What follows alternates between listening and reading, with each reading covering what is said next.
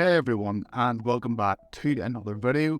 Thanks again for tuning in to watch another video from myself. At the time of recording, it is the 29th of January. It was a bit later than I intended to make this video, but because it came into the new year, a lot of different people are going to be picking up photography as a hobby, as a profession, and everyone's going to want to know the basis of photography. So what exactly do you need to get started? What do you need to know to get started?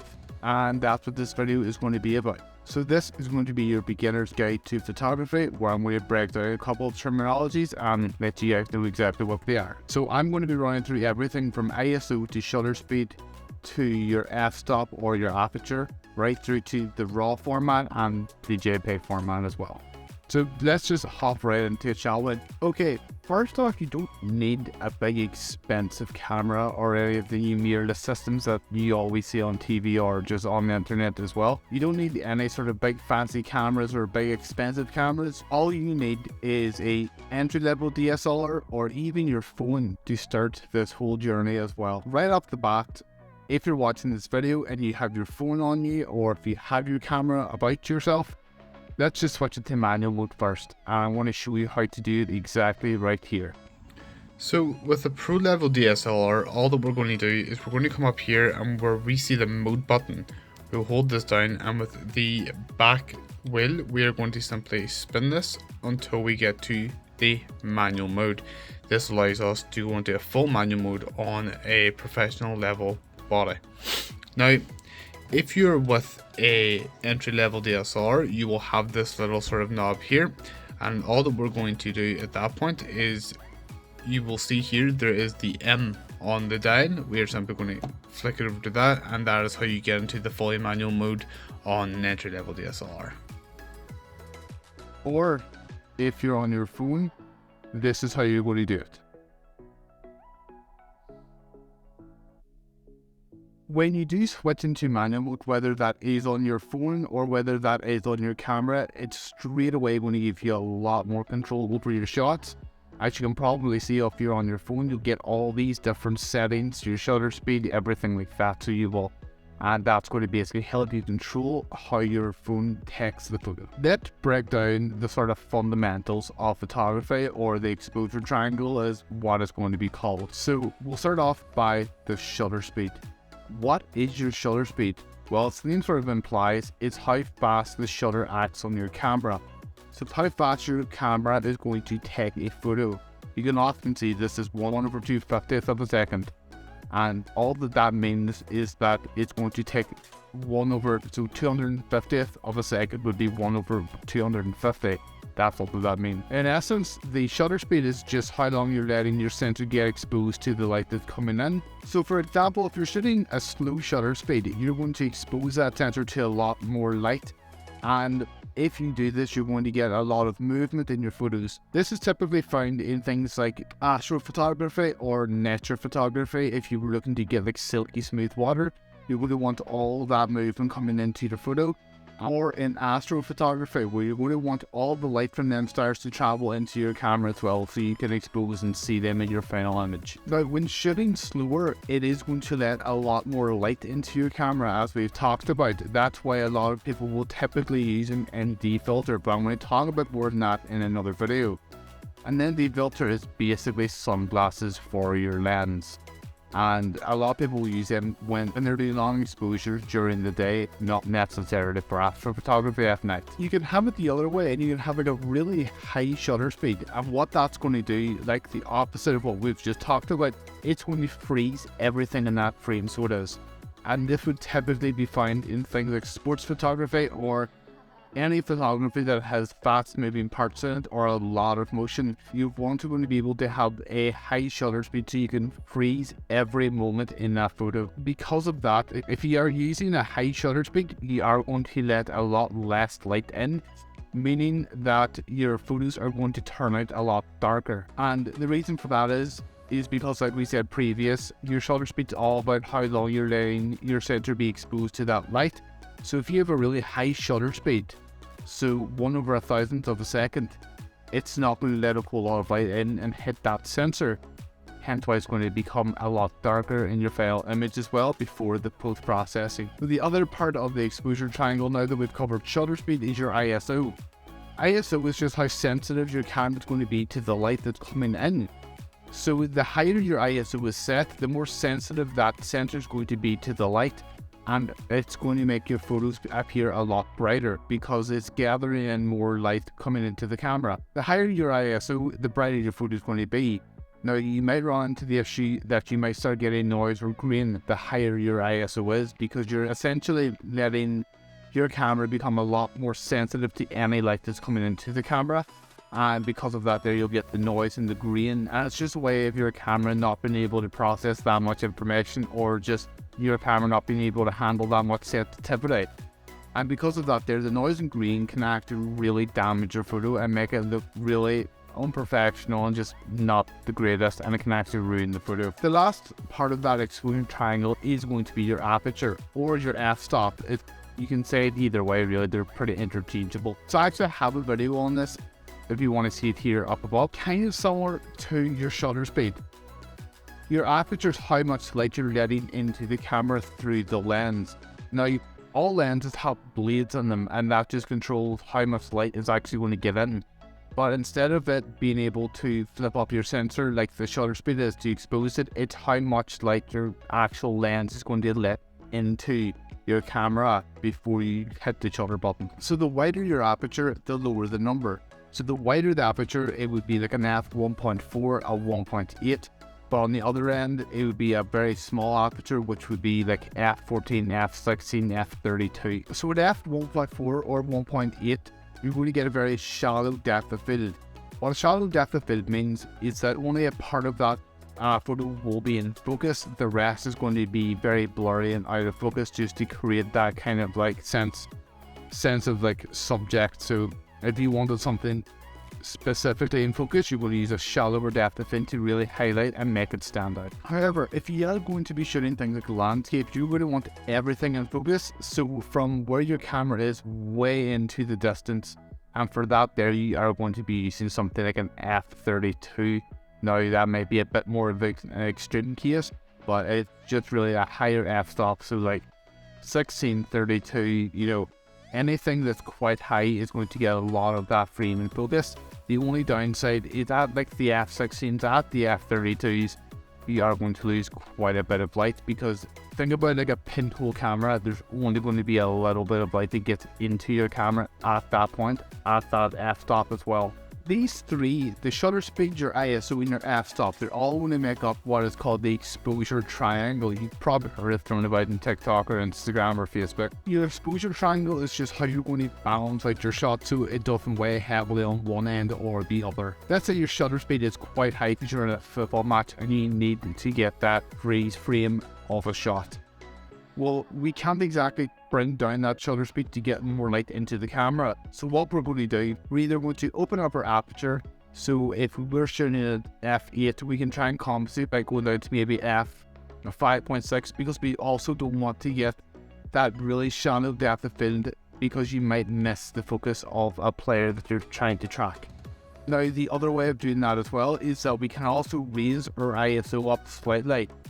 And what happens there is if we decrease our f-stop to let a bit of light in, and let's say that we can only go down to f5.6 before our depth of field gets a bit too challenging, we can then start to raise our ISO up. So we can make the sensor more sensitive to the light, so we can actually make that brighter, and that's how we would sort of balance out that kind of shot. So it works the other way. If we were looking to make a photo darker, we really needed a slow shutter speed. So let's say we were trying to get, let's say we were out in nature and we were trying to get that flowing water on like a river, a waterfall, what have you. We need to keep that shutter speed down as low as we possibly can. And because we can't go up in their shutter speeds because we will lose that effect, we can, like the exposure triangle indicates, we can mess about with the other two sides. So we can try and bring our ISO down really low to the lowest that we can go. Usually on cameras it's ISO 100. On other cameras you do have low 1 and 2, which I think are about ISO 50. The other side of that is we can use our f-stop. So If our lens is shooting at 1.4, we could push that up to say f8 as well if we really needed that darkness in our photo as well to try and compensate for that light. Now, that would only be if you didn't mind everything being in focus at that point. So if we had f8, everything's going to be in focus. But if you didn't mind that, and it was the only way to make that photo darker, is your only choice at that point, unless you did have an ND filter like I talked about before, and I will talk about again in another video. That is really the exposure triangle. It's how to balance out your shots. If you choose one part of the exposure triangle, you can have the other two to sort of balance that out as well, so it's nice and evenly balanced. So now that we have covered sort of those kind of settings, you would probably see and hear a lot of people talking about shooting RAW or shooting JPEG. Well, that's what this next section is going to be about. So when you are shooting RAW, you do need a specific software to open it. So only certain softwares can handle a RAW file or an NEF file. That would be the likes of Adobe Lightroom, Photoshop, any of the Adobe suite, or things like Darkroom, or on mobile phones, it again would be Lightroom, or I think GIMP and Snapseed also have the features to open a RAW file. RAW files give you just a lot more control over your photos. It just means that it collects all the data in whatever you're taking a photo of, and that comes from the information in the highlights of the sky or in the shadows of your photo. You're still going to get data in those areas, unlike a JPEG. So what happens is that if you still have data in the shadows, you can pull that back and you can reveal what was in the shadows, instead of like a JPEG, where if it is just a dark portion of the photo, they're not going to record any information in there, and you won't be able to recover anything from those shadows, no matter how much you brighten that up. I am going to show you an example of this now by just showing you here.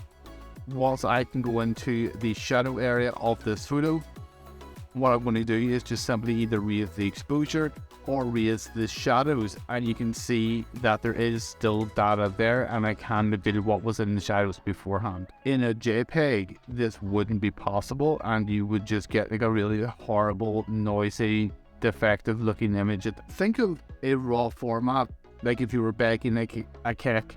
You have all of your ingredients, you have your flour, your eggs, everything. So you know what's going into that cake, and you can alter what's going into that cake. But if you had a JPEG, it's like going to the store, like Tesco's or anything like that, buying the pre-bought cake and bringing it home. You don't know what's going into that cake, and you can't control what's going into that cake. And that's essentially what a RAW versus a JPEG is. You have all the control to make a RAW file. But if you go for a JPEG, you're leaving that up to someone else, which is basically your phone, to make the changes for you, and then you can sort of go ahead and edit on top of that already. JPEGs can be edited by your phone. They don't need specific software to open up that image and go ahead and edit it on like a RAW does. But a RAW can just be a lot more powerful than a JPEG is. You can edit a JPEG on your native gallery app on your phone, or any software for that matter. It doesn't need something specific on like a RAW file. When you take a photo that's not in RAW or not in a manual mode, what's going to happen is that the moment you click that shutter button, your phone, or even if it is in your camera, what they're going to do is they're going to pre-apply a few settings. That's going to be things like putting up that saturation, or they're going to make that image a bit sharper. So they're going to up the saturation, up the sharpness, or the contrast, whatever your camera at the time thinks is best for the image. If you're taking a RAW photo, you're going to see that it looks very, very flat. And that is because it's just going to be the raw data that's gathered by your camera, so it is. And that means you can go and you can get the same look as your JPEG. It just will take a bit longer because you have practically a flat canvas to work with. In another video, I am going to talk about things like the composition. So that's going to be like the golden ratio, your composition, like the leading lines and everything like that. And that's just a video for another day. I do hope that you guys have learned something from this. I know that there is thousands of videos out there about, beginner photography, and they'll go through everything. But I'm hoping the mine's was sort of clear, concise, and sort of to the point, so that you can go ahead, go out and mess about with your camera settings. Ultimately, that's the best thing to do. grab your camera, flag it onto the manual mode, start shooting, mess with your settings, and just sort of take your time and enjoy the process. Don't overwhelm yourself with all these fancy terminologies. They don't really matter when it comes down to it. As long as you learn eventually, it's not going to make a difference, really. That's my personal opinion. So when I got my first camera, whenever I was able to go into a manual mode, I just kind of messed about with settings, and then I learned from there, and that made me a sort of better photographer.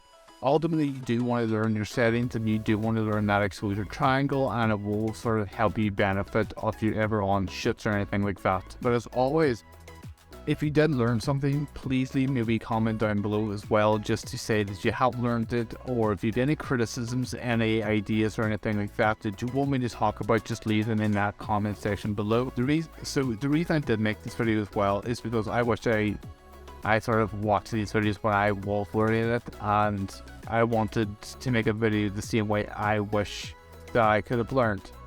I know I could have went on to YouTube and done everything, but this is the way that I would have wanted to learn. Just clear, concise, to the point. Maybe a few wee demonstrations here and there, but nothing that's going to be massively long. And that's the reason I'm making this video, so hopefully it does help you guys learn and just get out there as soon as possible. But as always, I hope that you guys did love the video, learn from it a little bit, and you can just get out there and start shooting. And as always, I hope that it was a bit educational, and it was just a wee fun thing to watch as well. And as always, thank you guys so much for watching another video, and I'm going to see all of you guys in the next one as well. Peace.